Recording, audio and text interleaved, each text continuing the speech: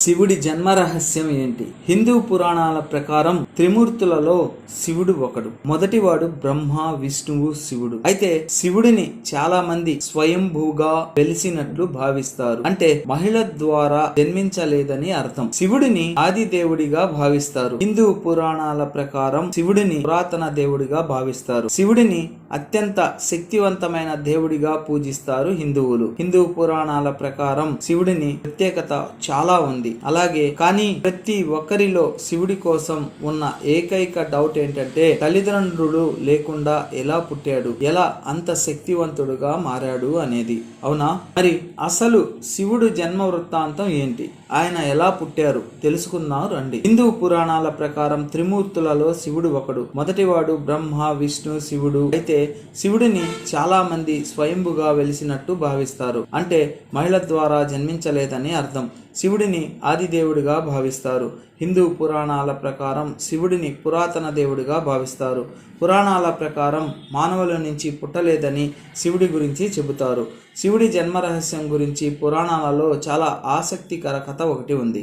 ఒకరోజు బ్రహ్మ, విష్ణు ఇద్దరి మధ్య ఈ విశ్వంలో ఎవరు గొప్ప అనే చర్చ జరిగింది. నేను గొప్ప అంటే నేను గొప్ప అనే వాదన మొదలవుతుంది. అప్పుడే వాళ్ళ మధ్య మెరుస్తూ ఒక స్తంభంలా శివుడు ప్రత్యక్షమై ఎవరైతే ఈ స్తంభం చివరి వరకు చేరుకుంటారో వాళ్లే గొప్ప అనే స్వరం వినిపిస్తుంది. దీంతో బ్రహ్మ ఒక పక్షిలా మారి ఆ స్తంభం చివరికి చేరుకోవడానికి ప్రయత్నిస్తాడు. విష్ణువు వరాహ అవతారం ఎత్తి స్తంభం చివరకు వెళ్ళడానికి ప్రయత్నిస్తాడు. బ్రహ్మ పక్షి రూపంలో ఎగురుతూ ఉంటున్న ఆ స్తంభం చివరకు చేరుకోలేకపోతాడు. ఇక వరాహ రూపంలో భూమిని తవ్వుతూ లోపలికి వెళ్ళాలనుకున్న విష్ణువుకి వెళ్లే కొద్దీ స్తంభం కనిపిస్తూనే ఉంటుంది తప్ప చివర మాత్రం కనిపించదు. దీంతో ఇద్దరు ఓటమిని అంగీకరిస్తారు. దీంతో శివుడు స్తంభంలో నుంచి ప్రత్యక్షం అవుతాడు.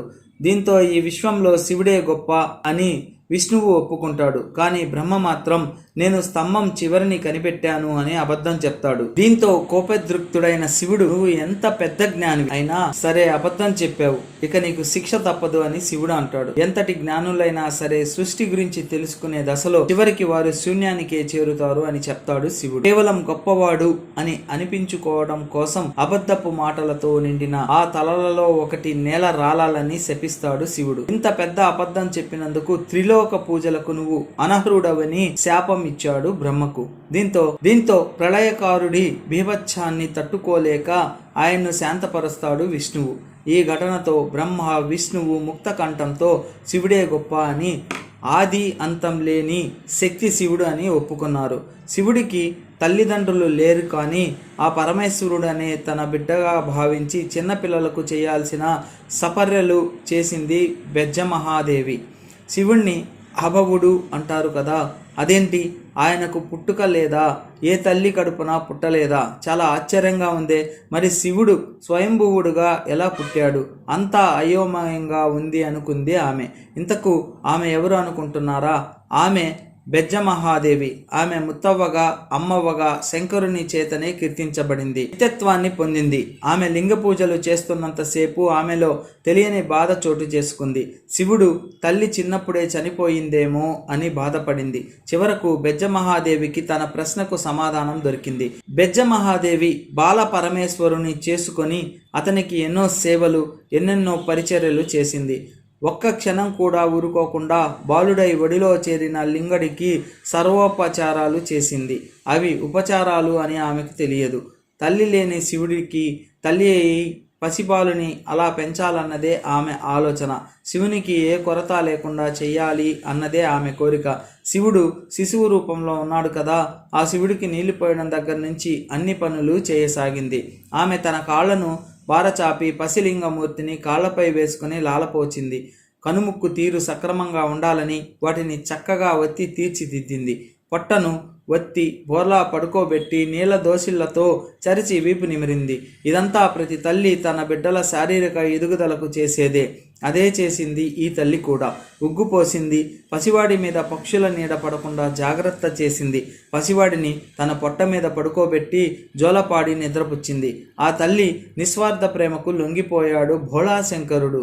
కైలాసనాథుడనే లాలించిన ఆ అమ్మను అనుగ్రహించే ముందు పరీక్షించాలనుకున్నాడు. అంతే, అంగిట ముళ్ళు రోగం తెచ్చుకున్నాడు. లింగమూర్తి పాలు త్రాగటానికి, వెన్న తినడానికి నోరు తెరవటం లేదు. తల్లి పాలు కూడా త్రాగటం లేదు. ఆ తల్లి బాధ అంతా ఇంతా కాదు.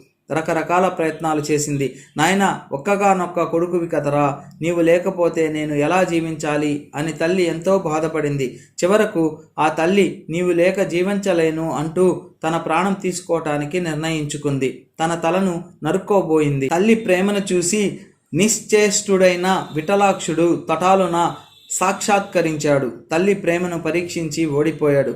తల్లి, నీకు ఏ వరం కావాలో కోరుకో అన్నాడు. నాయనా, నాకేం తక్కువ తండ్రి, నువ్వు ఏ రోగం లేకుండా ఆయురారోగ్యాలతో సుఖంగా ఉంటే నాకంతే చాలు అని కోరుకుంది. తల్లి కోరికకు సదాశివుడు పరమానంద భరితుడై, నీ వంటి తల్లి ఉండగా రోగాలు ఎలా ఉంటాయి అమ్మా అంటూ తల్లిని అక్కున చేర్చుకున్నాడు. ముల్లోకాలకు తండ్రినైనా నాకే తల్లివి గనుక నువ్వు ముత్తవ్వగా ప్రసిద్ధి చెందుతావు అని వరమిచ్చాడు. మన ఛానల్ని ఇప్పుడే గనక విజిట్ చేసింటే ఖచ్చితంగా సబ్స్క్రైబ్ చేసుకోండి.